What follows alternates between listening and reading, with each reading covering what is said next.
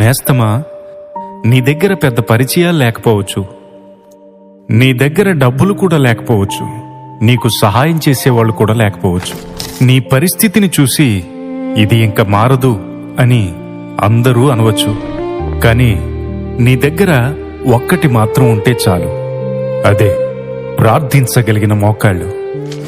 ఎందుకంటే ప్రార్థన చేసే వ్యక్తి సామాన్యుడే కావచ్చు, కానీ ప్రార్థన వినే దేవుడు మాత్రం సామాన్యుడు కాదు.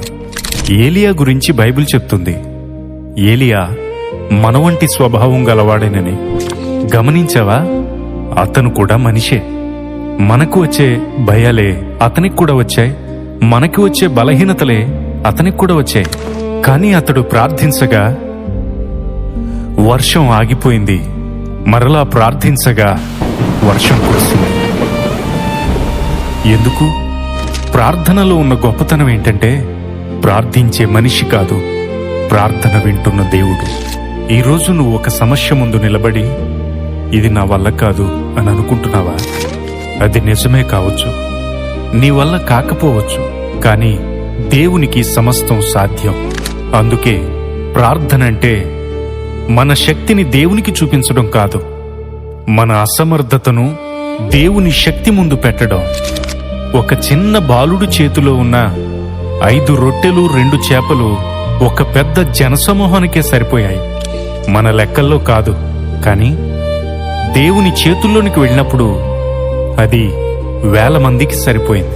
నీ చేతిలో ఉన్నది చిన్నదే కావచ్చు, నీ ప్రతిభ చిన్నదే కావచ్చు, నీ అవకాశము చిన్నదే కావచ్చు, నీ ప్రార్థన కూడా చిన్నదిగానే అనిపించవచ్చు, కానీ అది ఎవరి చేతుల్లోనికి వెళుతుందో అదే ముఖ్యం.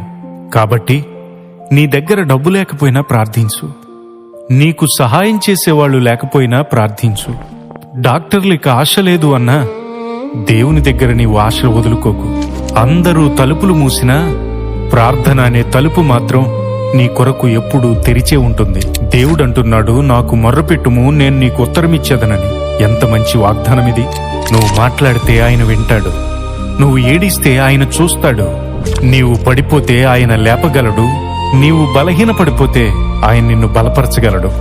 నువ్వు ఇది అసాధ్యమన్న చోట దేవుడు ఇది నాకు సాధ్యం అని అంటాడు. కాబట్టి ప్రార్థన చివరి మార్గంగా ఎంచుకోకు, అదే మొదటి మార్గంగా చేసుకో. ఎందుకంటే ప్రార్థించేది నీవు, ప్రార్థన వినేది దేవుడు, జవాబిచ్చేది దేవుడు, అసాధ్యాన్ని సాధ్యం చేసేది కూడా ఆ దేవుడే.